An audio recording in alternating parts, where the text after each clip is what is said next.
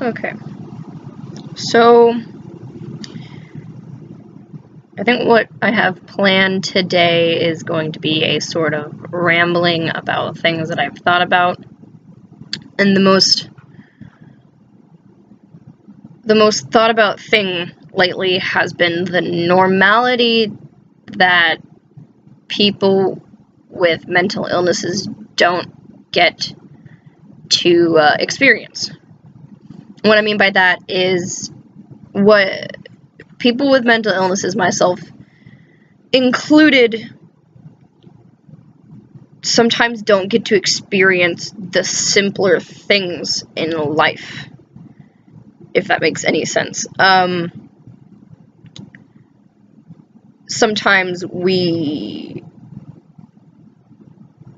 don't get the normal things. Because, a lot of us have anxiety, social anxiety, bipolar, post-traumatic stress disorder, to list a few. Depression is another big one that hits everybody. Well, not everybody, but a good populace has... Populace is not the right word. Population has, some sort of mental illness, and some of us have them stacked upon each other. Like, I've got general anxiety disorder, and I've got social anxiety, and I've got PTSD, and,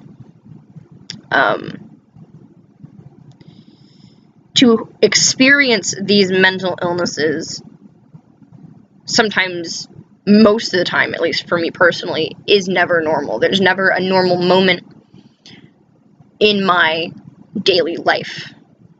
For instance, my social anxiety a lot of times cripples me to get out. I feel social exhaustion on a mental and physical level. Like,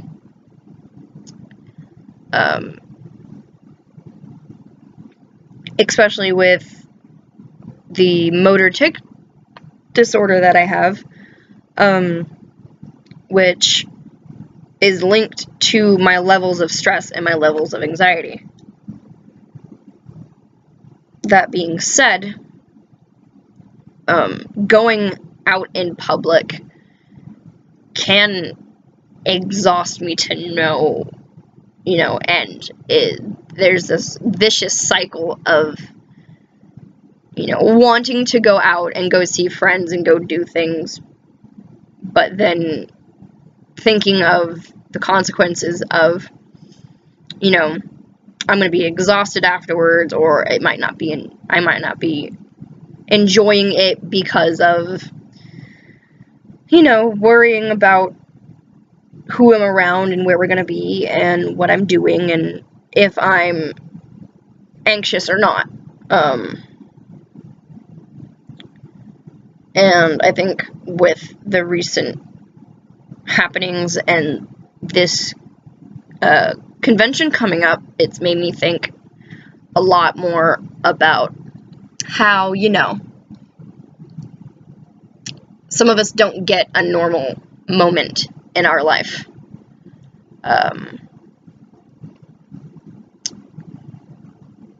Some of us don't ever have the chance to just feel,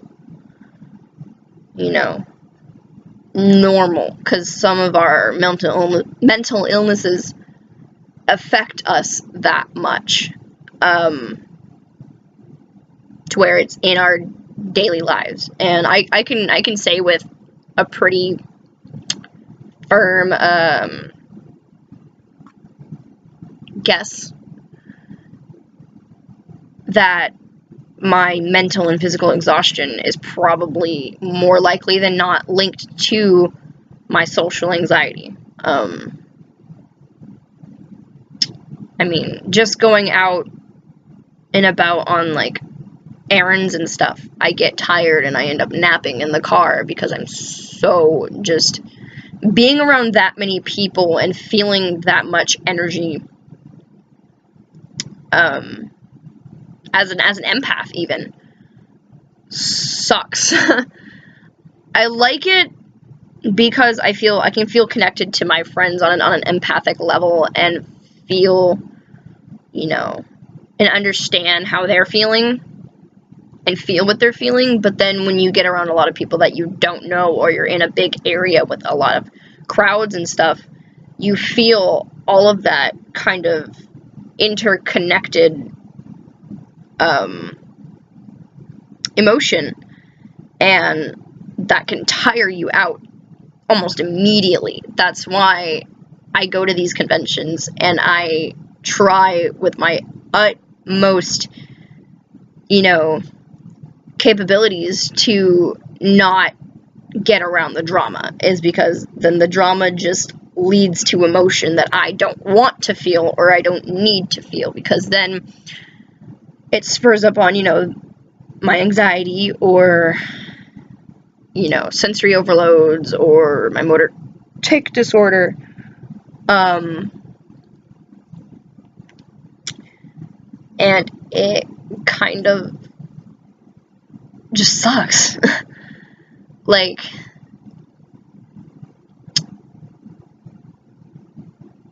I don't know how to explain it. Like, there are people I know, like friends, or like my parents, who haven't really developed, or never did develop, the mental illnesses to understand them. Like, it's one thing, my older brother is bipolar, and it's one thing to have a child with mental illness, or mental illnesses, and be like, oh, it's okay, I understand you, when the word understand is used loosely. Whereas, like, just this past year, my mother was actually able to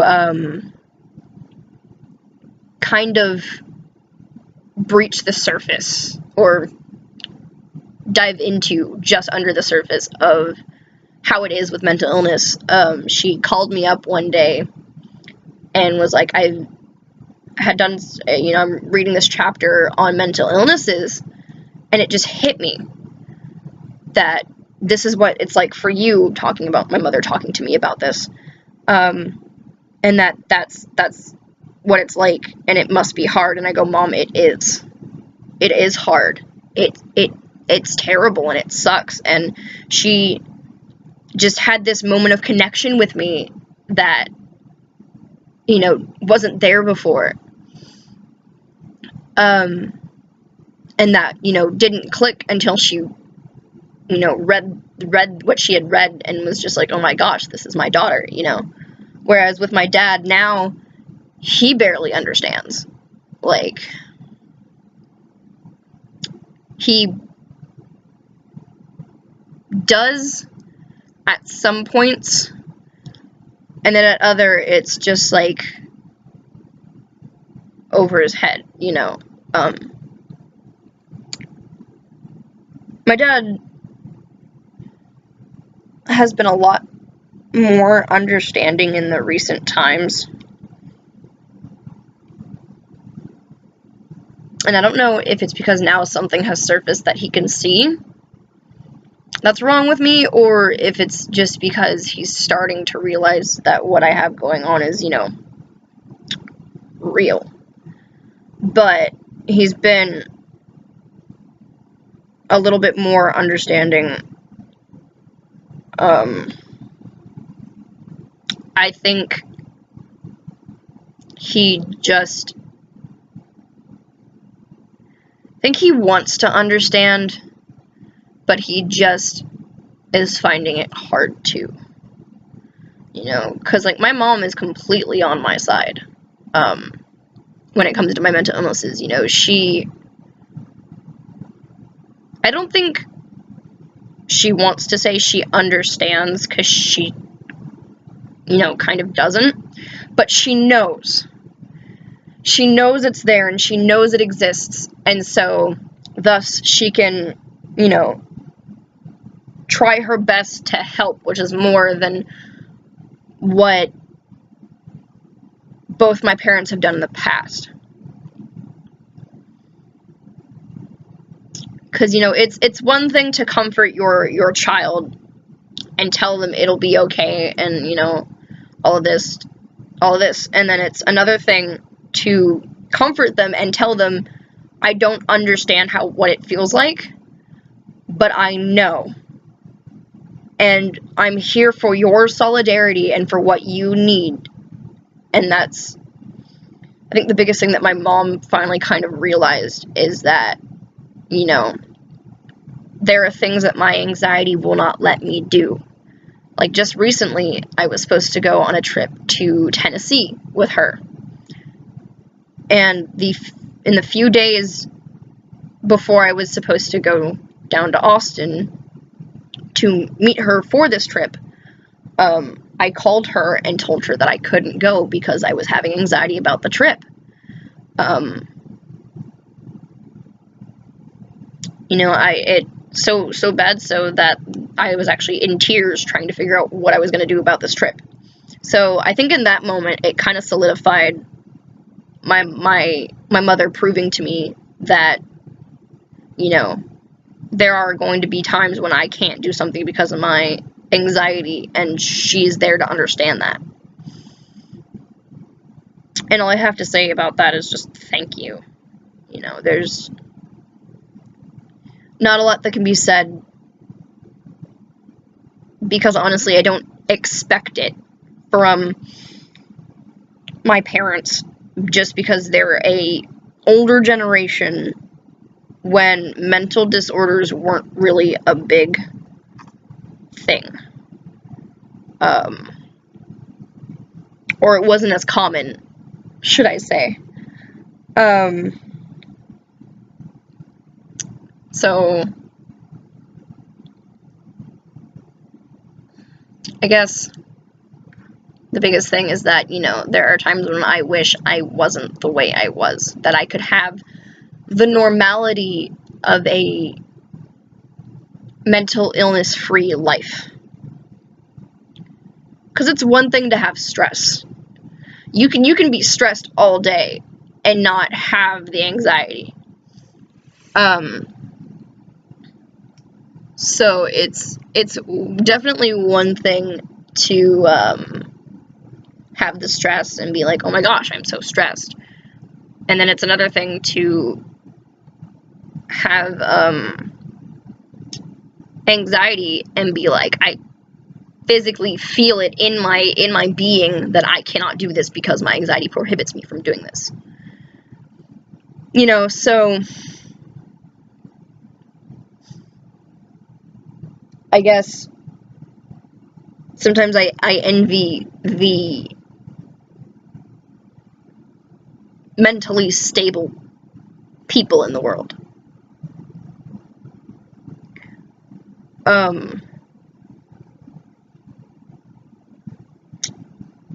Especially because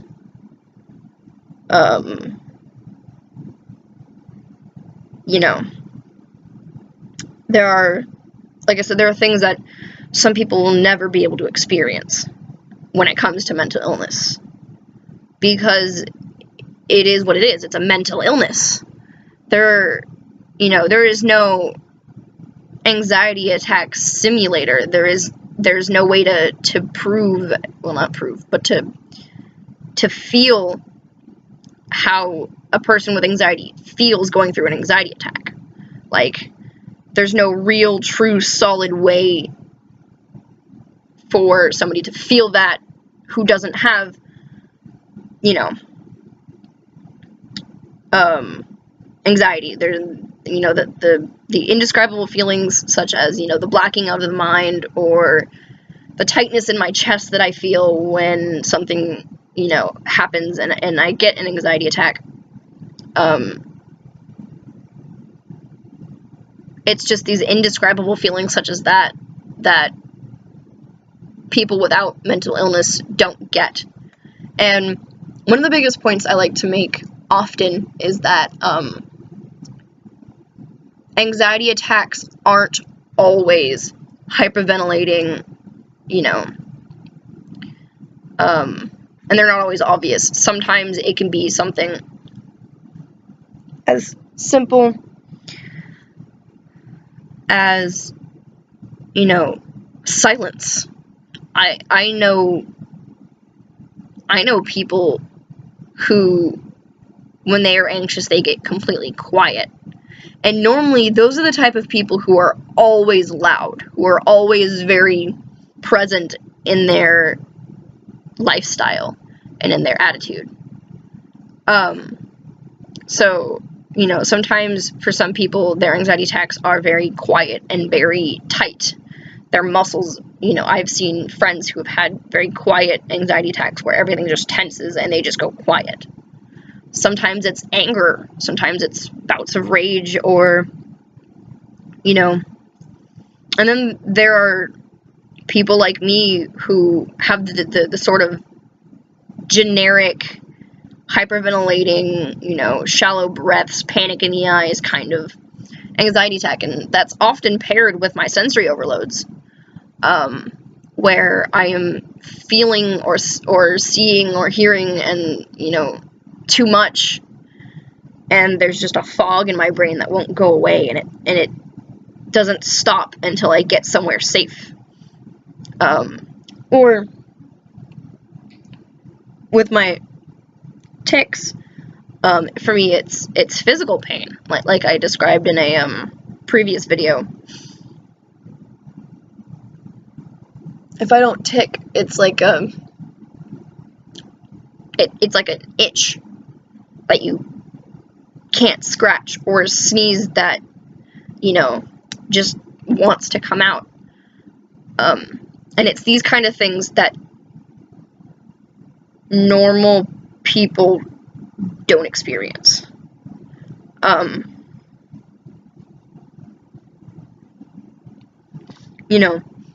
So it's those kind of things that kind of make me want to, be a public speaker for mental illnesses and for things like, motor tic disorders, or, similar ailments such as motor tic disorders, because I have such things, and it's very real and it's very present, and I want to be able to help those who have these things and who don't understand, because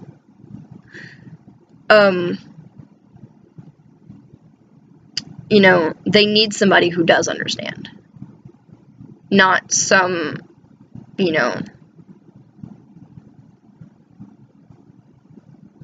not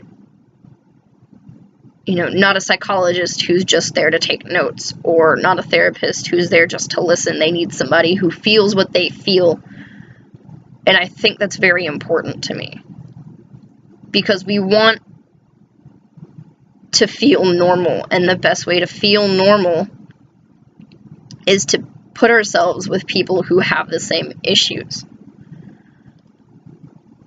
And that's important for this generation especially, to just feel accepted. That's all we honestly want. Especially me. All I want to be able to do is be in a place where I feel accepted. And especially with my current lifestyle, all of this is very normal to me now. It happens, and,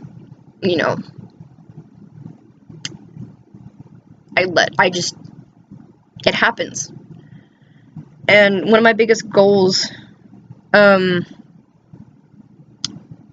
with this upcoming school year, is I want to be able to explain that I have this motor tic disorder, and I'm not gonna let it, I'm not going to hold it in like I did when I first discovered it. I'm not going to,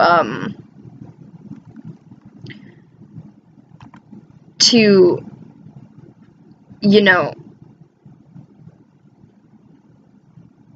I'm not going to let it rule me and let it take over me, but I am going to be like, look, this is what I have, and it's a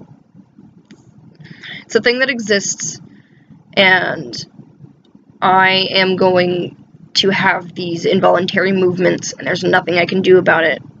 But if I don't let this happen, it will hurt me.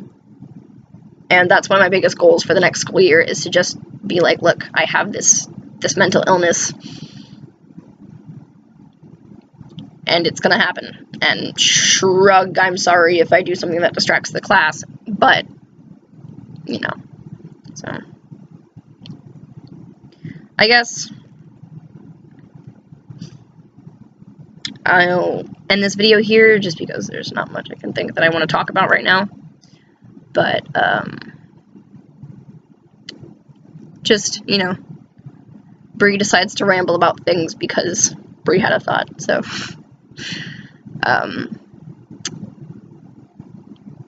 I guess I'll leave it at that, and,